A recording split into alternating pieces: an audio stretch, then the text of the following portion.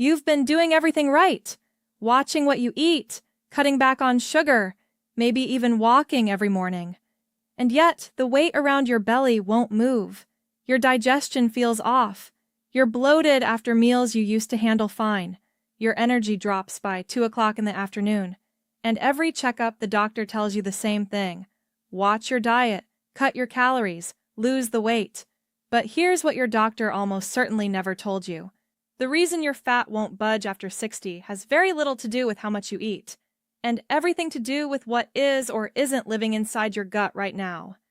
I've spent over 2 decades working with patients over 60, sitting across from men and women who are doing everything right and still watching their health go in the wrong direction.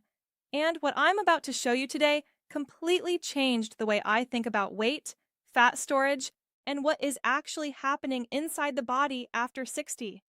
Because there is one single food eaten daily in rural Japan that does something no probiotic supplement, no fat-burning pill, and no calorie-restricted diet can fully replicate. It stops fat storage at the hormonal level, and it rebuilds the dead and dying gut bacteria that after 60 most of us have lost entirely and never been told about. By the end of this video, you'll understand exactly why your gut bacteria are the hidden engine behind your weight, and why rebuilding them with this one food may be the most powerful metabolic shift you can make. Stay with me, because there is something I need to show you first that changes the entire picture. Here is something that most standard medical appointments never cover. After 60, your gut is dying. Not dramatically, not suddenly, quietly, slowly, over years, and almost no one talks about it. When you were in your 30s and 40s, your gut hosted a thriving, diverse community of roughly 38 trillion bacteria. Different species, different functions. Some that produced hormones, some that regulated inflammation, some whose entire job was to send a signal to your fat cells that said, stop storing, start burning. By the time most people reach their 60s, that community has collapsed. Studies published in the journal Nature and the British Medical Journal confirm that microbial diversity in the gut falls by as much as 40% between ages 40 and 70. 40%. That is not a minor shift. That is an ecosystem collapse. And here is what that collapse means for your body. The bacteria you've lost, and this is the part I want you to really sit with, were doing jobs your body cannot do on its own. One of those jobs was producing a short-chain fatty acid called butyrate. Butyrate is the primary fuel for the cells lining your colon. Without it, that lining breaks down, becomes porous, allows particles to leak into your bloodstream that were never meant to be there. Doctors call this intestinal permeability. Most people know it as leaky gut. And it triggers something that rewires your entire metabolism: chronic, low-grade inflammation. That inflammation travels through your bloodstream and reaches your fat cells, specifically the visceral fat stored deep around your organs. And here is where fat storage stops being a matter of calories. Inflamed fat cells become insulin resistant. They stop responding to the hormone that manages blood sugar. The pancreas compensates by producing more insulin. More insulin in the bloodstream means one thing above everything else. The body's primary mode switches from fat burning to fat storing. You are not gaining weight because you're eating too much. You are gaining weight because an ecosystem inside you collapsed and nobody replaced it. I want to tell you about a woman I'll call Yoshiko. Not a patient of mine, but a research subject in a gut microbiome study I was part of 8 years ago. Yoshiko was 68 years old, retired school principal, sharp, disciplined, meticulous. She ate what any well-meaning nutritionist would call a good diet. Grilled fish, brown rice, vegetables, no fried food, no soda, minimal sugar. She walked 40 minutes every morning without fail for 15 years. Her weight had been steadily climbing since she turned 62. Not dramatically, but relentlessly. 6 pounds 1 year, 4 the next. A slow, stubborn accumulation that no amount of discipline seemed to stop. Her GP told her she was getting older and her metabolism was slowing. Take it easy on the portions. Perhaps a bit more exercise. She was already doing more than most people half her age. When we ran her gut microbiome analysis, What we found stopped the research team mid-conversation. Yoshiko's gut had almost completely lost an entire genus of bacteria called Bifidobacterium, bacteria responsible for regulating a hormone called GLP-1, which directly controls insulin release and signals the brain to stop eating. It had also lost most of its lactobacillus populations, which produce the lactic acid that keeps the gut lining intact. Her gut wasn't just depleted, it was structurally broken in a way that no calorie deficit could fix. We'll come back to Yoshiko. Because what happened next, 6 months after we changed just one thing in her daily routine, is the reason I'm making this video today. The food is called natto, N-A-T-T-O, and if you've never heard of it, you are not alone. It's one of the most nutritionally extraordinary foods on Earth, and outside of Japan, it is almost completely unknown. Natto is made from fermented soybeans, specifically soybeans that have been fermented using a strain of bacteria called Bacillus subtilis, or Bacillus subtilis natto. This fermentation process has been practiced in Japan for over 1,000 years. It produces a sticky, stringy food with a strong smell and a distinctive taste that takes some getting used to. In Japan, particularly in rural areas where it is eaten every single morning, for breakfast, the populations live measurably longer, have measurably lower rates of cardiovascular disease, and maintain healthier body weights well into their 80s and 90s. That is not a coincidence, and the science is now showing us exactly why. Let me walk you through what natto does inside your body step by step. It stops fat storage by restoring insulin sensitivity. Natto contains an extraordinarily high concentration of a compound called vitamin K2, specifically in the form called MK7, menaquinone 7. Most Westerners are severely deficient in this form of K2. Here is why that matters for fat storage. K2 activates a protein called osteocalcin, which stimulates the pancreas to produce insulin more efficiently. More efficient insulin means your cells respond properly to blood sugar, which means your body doesn't need to flood the bloodstream with excess insulin. Less excess insulin means the fat storage signal is reduced. A 2020 study published in Nutrients found that daily MK7 supplementation significantly improved insulin sensitivity in older adults with metabolic syndrome. Natto contains more bioavailable MK7 per serving than any other food on Earth, roughly 850 micrograms per 100-gram serving. No supplement comes close to that bioavailability. It rebuilds dead gut bacteria through living bacterial colonies. Natto is a probiotic food, but not in the weak, diluted sense that most yogurt products claim. The Bacillus subtilis natto strain is what scientists call a spore-forming bacteria. This is critical. Most probiotic bacteria are fragile. They die in stomach acid before they ever reach the intestine where they are needed. Spore-forming bacteria survive stomach acid. They arrive in the small and large intestine alive and active. Once there, they colonize. They produce enzymes that stimulate the regrowth of native bacteria, including the Bifidobacterium and lactobacillus species that produce butyrate and regulate inflammation. A 2019 clinical trial in the journal Beneficial Microbes showed that regular consumption of natto significantly increased gut microbial diversity in adults over 60 within just 8 weeks. 8 weeks! That is how fast a degraded ecosystem can begin to recover when given the right input. It contains nattokinase, an enzyme that improves circulation at the cellular level. The fermentation process produces an enzyme found nowhere else in nature, nattokinase. Nattokinase has been studied for its ability to dissolve fibrin, the protein that forms blood clots, and to improve blood viscosity. What this means practically is better circulation. Better circulation means more efficient delivery of oxygen and nutrients to muscle tissue, and critically, more efficient removal of metabolic waste products from fat tissue. This is part of why fat stored in the visceral region, the stubborn belly fat, begins to mobilize in people who consume natto regularly. The cellular environment improves. The tissue becomes metabolically active again, rather than dormant and inflamed. It regulates the hunger hormones that after 60 begin to fail.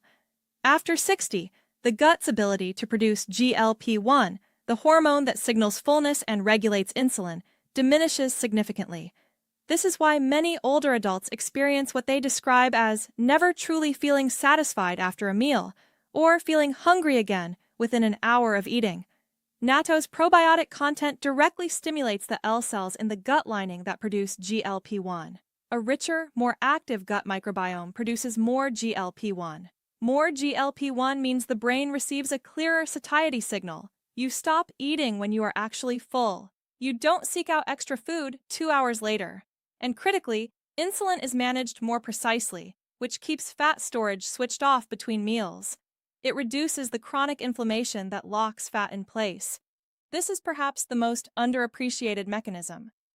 The Bacillus subtilis strain in natto produces a compound called poly-gamma-glutamic acid, gamma-PGA, which has been shown in multiple studies to modulate the inflammatory response in gut tissue. As gut inflammation drops, fat cells receive less of the chemical signals that keep them in storage mode. Research from Keio University in Tokyo demonstrated that regular natto consumption reduced key inflammatory markers, including C-reactive protein and interleukin-6, by statistically significant margins over a 12-week period. These are the same inflammatory markers associated with visceral fat accumulation, insulin resistance, and metabolic syndrome.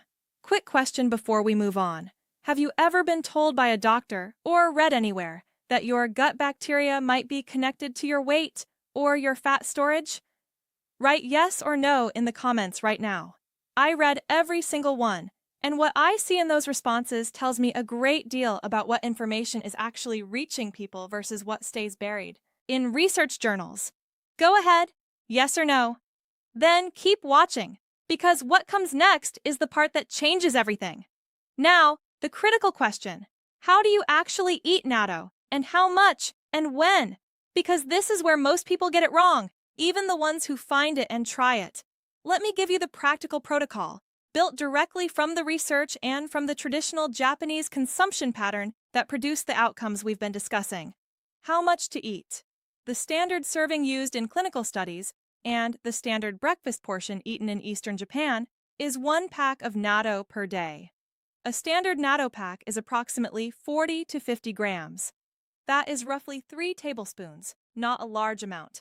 This single serving delivers approximately 380 micrograms of MK7 vitamin K2, several billion live Bacillus subtilis natto spores, a full dose of nattokinase, and meaningful amounts of protein, fiber, and iron.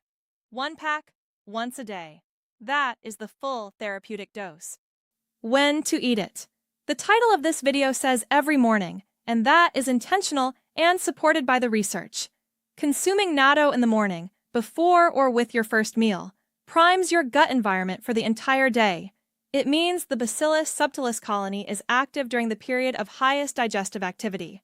It also means the GLP-1 regulatory effect is present at breakfast, which is when insulin management matters most. Studies tracking natto consumption patterns in Japanese populations found that morning consumption, not evening, correlated most strongly with lower BMI and better metabolic markers.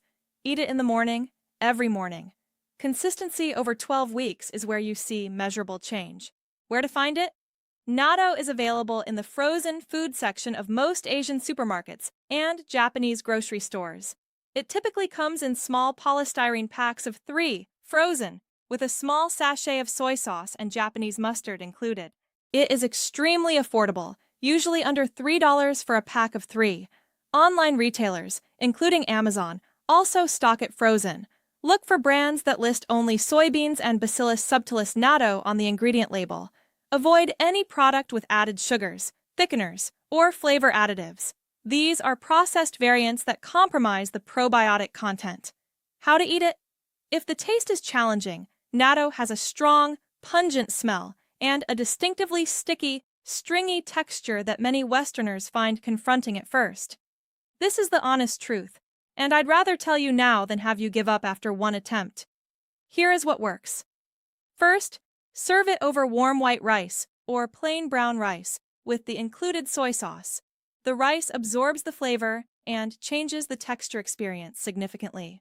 Second, mix it with a small amount of sliced green onion and a few drops of soy sauce and rice vinegar before eating. This is the traditional preparation and genuinely changes the flavor profile. Third, if both of these are still difficult, natto can be blended into a miso soup. The heat of the soup reduces the stringiness while keeping the probiotic spores intact.